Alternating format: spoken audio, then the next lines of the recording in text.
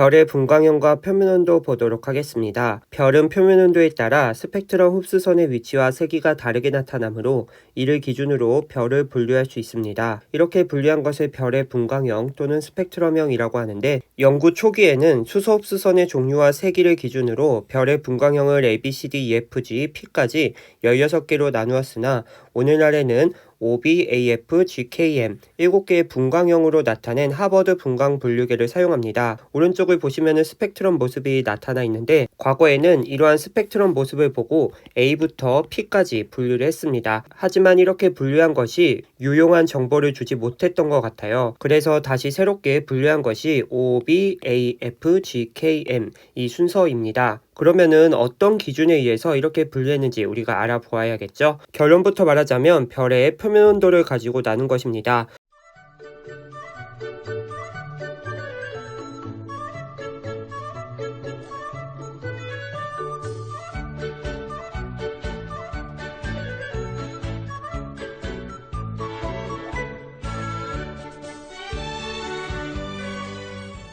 O형 쪽으로 갈수록 고온의 별이고 M형 쪽으로 갈수록 저온의 별입니다. O형 같은 경우는 27,000K 이상의 표면 온도를 가진 별을 뜻하고, 이러한 별은 우리가 앞에서도 보았듯이 고온이기 때문에 파란색을 띠게 됩니다. 반대로 M형 쪽으로 갈수록 3,700K 이하, 점점 더 저온이 되고 붉은색에 가깝게 되는 것이죠. 우리가 천문학자가 아니기 때문에 각각의 분광형에 대한 표면 온도를 외울 수는 없습니다. 단지 O형 쪽으로 갈수록 고온이고 M형 쪽으로 갈수록 저온이다, 이 정도만 여러분들 알고 계시면 좋고요. 그 다음에 분광형의 기준이 되는 분광형이 있습니다. 바로 A형 별인데요. 앞으로 문제 상황에서 A형 별이 나오면은 만K의 표면 온도를 가진 별, 그리고 흰색의 별, 이것을 기억해 주시면은 문제 풀 때 상당히 도움이 됩니다. 어쨌든 간 A형이 기준이 되는 별이고요. 참고로 A형 같은 경우는 색지수가 0이라는 값을 가지게 됩니다. 그렇기 때문에 기준이 되는 별이기도 하고요. 그래서 분광형 이렇게 나열된 거 한번 살펴보았고, 밑에 있는 어마무시한 그래프 한번 보도록 하겠습니다. 이 그래프는 어떤 그래프냐면은 가로축이 분광형입니다. 우리가 분광형 나오면은 표면 온도라고 생각을 해주시면 되는데, O형 쪽으로 갈수록 고온, M형 쪽으로 갈수록 저온입니다. 지금 분광형을 보니까 뒤에 숫자들이 이렇게 나타나 있습니다.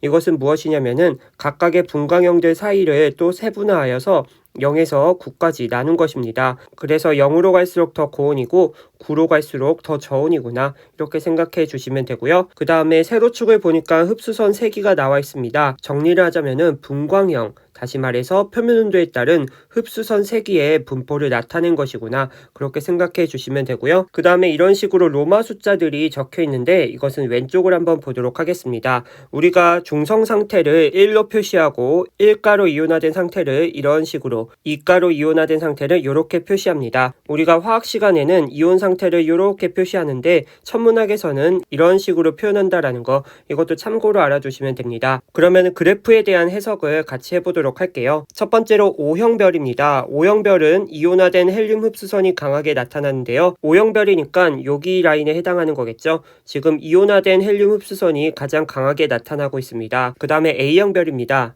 A형 별은 이쪽 라인에 있는 별들이겠죠. 보시면은 수소 흡수선이 가장 강하게 나타나고 있음을 확인할 수 있습니다. 그래서 A형 별 같은 경우는 수소 흡수선이 가장 강하다, 그래프 그대로 해석을 해주시면 됩니다. 그 다음에 태양이 나와 있는데요. 우리에게 태양은 정말 익숙한 별입니다. 그래서 우리가 태양의 스펙 정도는 이제 암기를 해주셔야 되는데, 태양은 분광형으로 G2형입니다. 그리고 표면 온도가 약 5800K이고요. 절대 등급은 약 4.8등급입니다. 태양의 스펙도 종종 문제 풀 때 도움이 되는 경우가 있으니까 여러분들이 틈날 때 한번 외워주시고요.